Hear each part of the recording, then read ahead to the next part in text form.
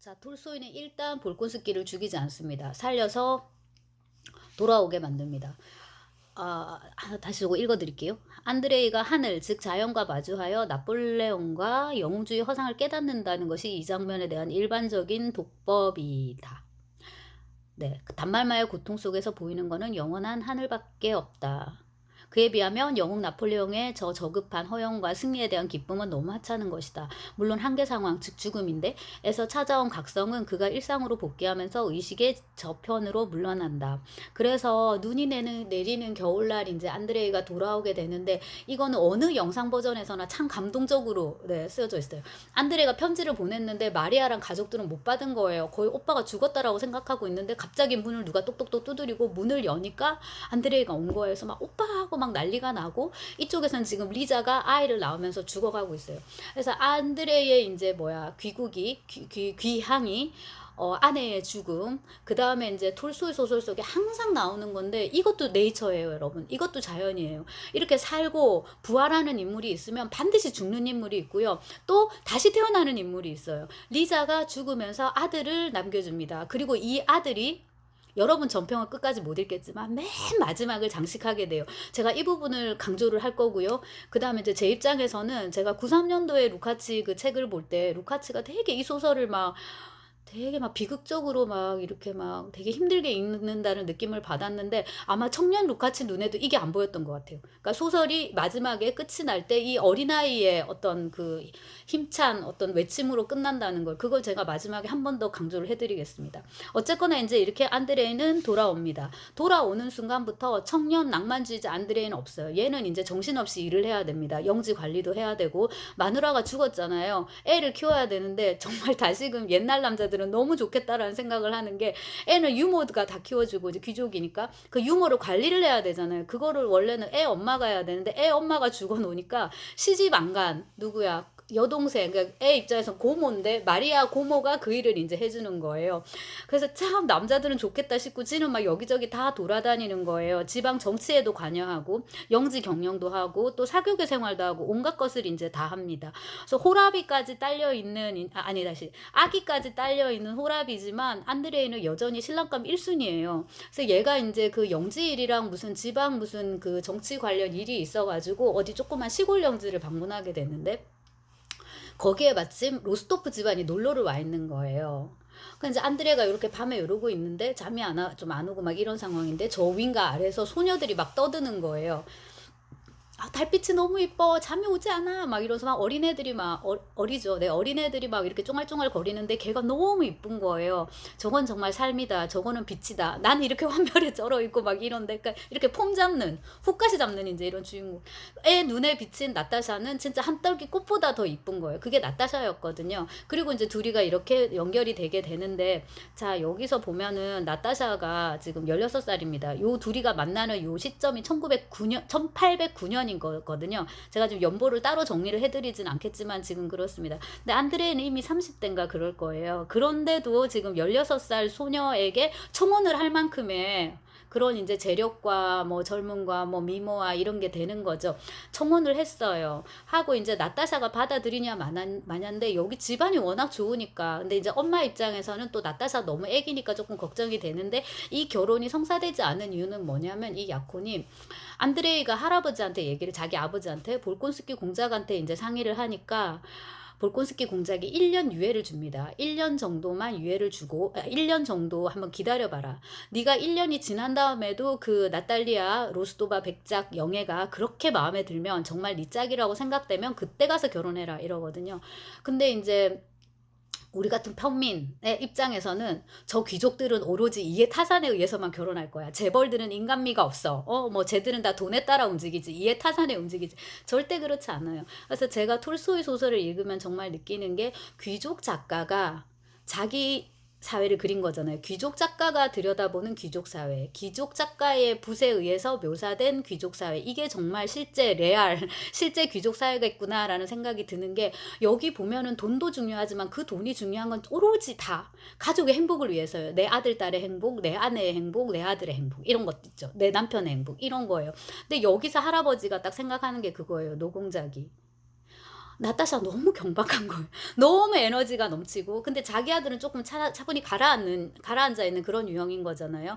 그러니까 보면은 '아 저들이 결혼해서 행복할 수 있을까?'라는 게 오래 산 안드레이보다는 오래 산 인제 남자의 감각으로 그런 게 인제 있는 거고 안드레이는 게다가 나이도 많아요. 만약에 안드레이가 젊었으면 시켰을 수도 있겠죠. 더 어렸더라면 "결혼해라." 했을 수도 있는데 안드레이는 점점 힘이 빠지고 늙어갈 텐데 저렇게 인제 며느리는 펄펄펄 막 힘이 넘치고 '저게 감당이 될까?' 이거가 1 번이고요. 그다음에 이제 남겨진 그 아들이 있잖아요. 아들을 낳고 갔거든요, 리자가. 이건 아들을 장남의 장남이란 말이에요. 장손인데 여러분 지금 그 윈저가의 엘자베스 2 세를 봐도 그렇지만 서열은 무조건 장남의 장남의 장남의 장남의 이렇습니다. 그러니까 항상 이제 삼촌들이 왕위를 찬탈하기 위해서 난을 일으키고 인제 하는 것 같은데 여기도 똑같아요. 얘를 잘 키워야 되는데 나타샤가 과연 이 집에 시집 와 가지고 전처가 나오는 애를 잘 키울 수 있을까 싶은 거여서 여러모로 봐도 이건 너무 아닌 것 같다 해서 아버지가 이런 제안을 했잖아요.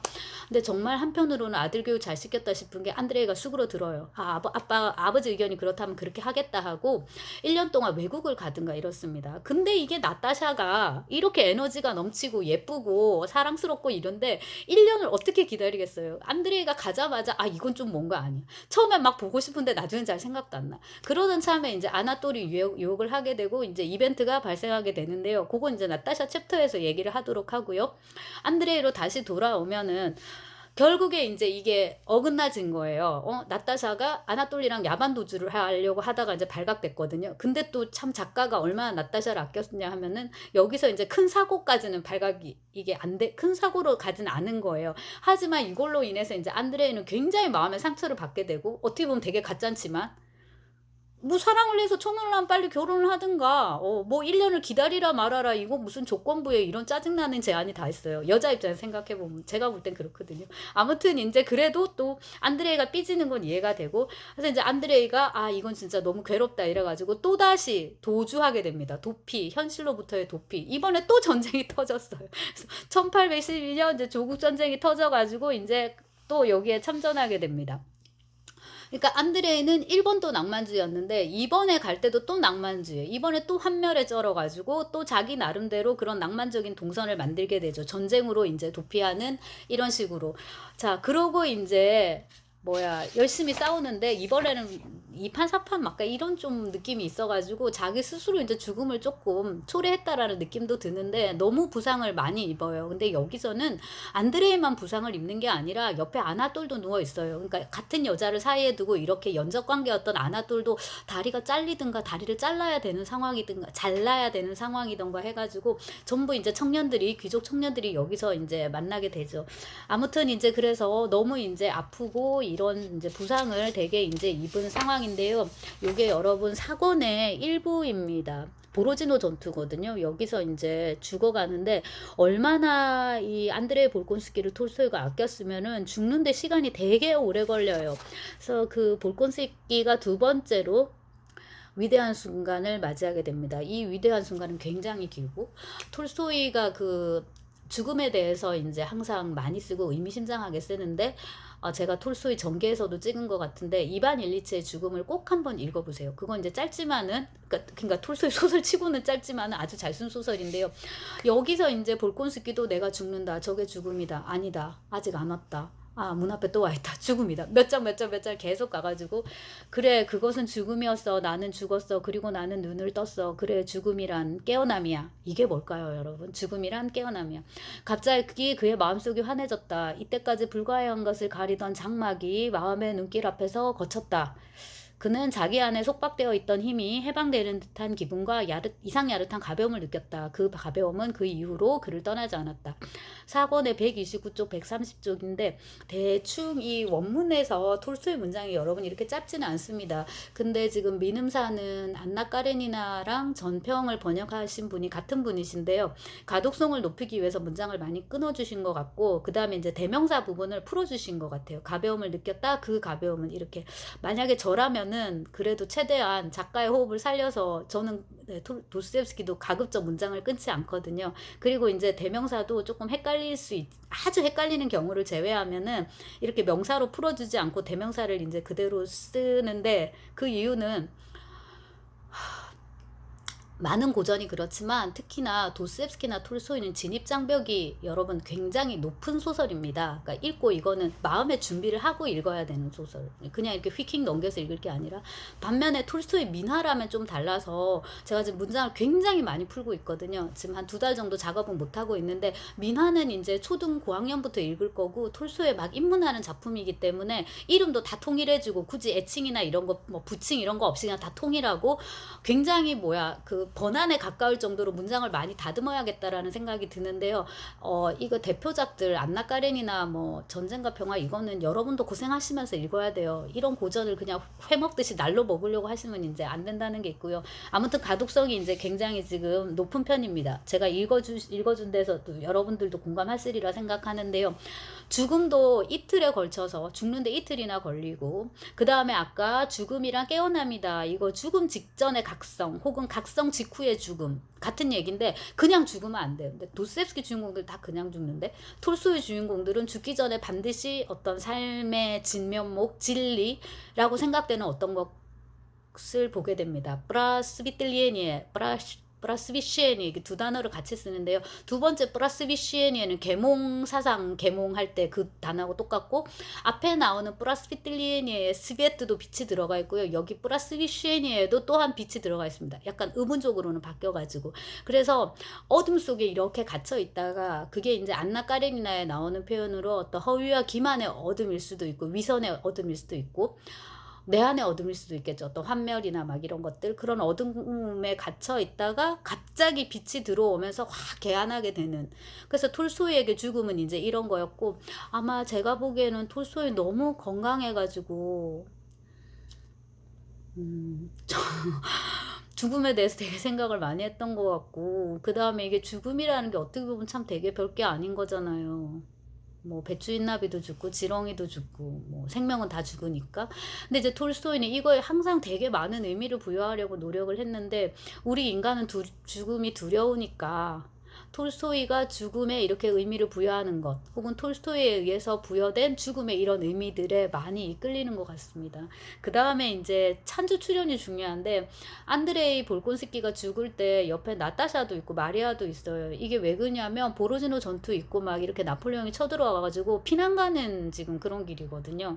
근데 그 로스토프 백작 집안이 온 집안을 다 싸들고 피난을 가요. 피난을 가는 중에 마리아를 또 만나고 막 이렇게 되는데, 어째저째 하다 보니까 이게 안드레이 옆에서 이제 같이 이렇게 죽음을 맞이하게 되는 거, 저기 안드레이의 죽음을 이렇게 같이 보게 되는 거예요. 그래서 이거를 안드레이 입장에서 보자면은, 안드레이를 지금까지 그 누구보다도 사랑해 온 두 여자, 이제 전 여친, 그 다음에 여동생이 지켜보는 가운데 죽음을 맞이하니까 굉장히 아름답다 못해서 성스럽고, 그래서 이 장면 되게 거의 종교적인 엄숙함까지 이제 느껴진다는 생각이 들고, 다른 한편으로 이렇게 이 위대한 순간을 이렇게까지 막 휘황찬란하게 이제 톨스토이가 그린 거는 결국 이제 안드레이에 대한 어떤 숭배, 존경 이런 거의 표현이겠죠.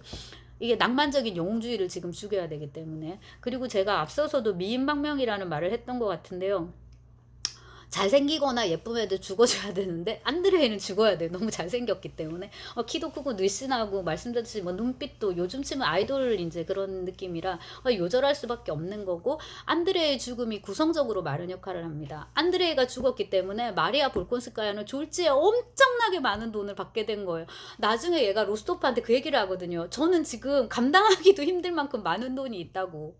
자, 그렇고 또 다른 한편으로 나타샤인데, 나타샤는 지금 안드레이와 파혼한 상태지만 이게 사교계의 소문이라는 게 얼마나 무서워요. 저거 이런 옛날에 썸 탔던 백작 영애잖아, 이런 게 있는 상황에서 죽어줬기 때문에 이제는 얘는 얼마든지 자유의 몸인 거예요. 사랑하는 남자만 있으면. 아니나 다를까 피에르가 청혼을 하게 됩니다. 엄청난 재산을 얻은 다음에. 그래서 이제 나타샤는 피에르하고 결혼을 하게 돼요. 그래서 이제 이들의 삶, 생활이 이제 이후에 이제 그 소설의 핵심을 이루게 되고, 안드레이, 톨스토이의 낭만적인 자아는 이제 죽어주는 걸로, 그리고 안드레이의 무덤 위에서 살아있는 자들이 진짜 화촉을 밝히고, 그 다음에 생활과 일상의 흐름 속으로 들어가게 됩니다.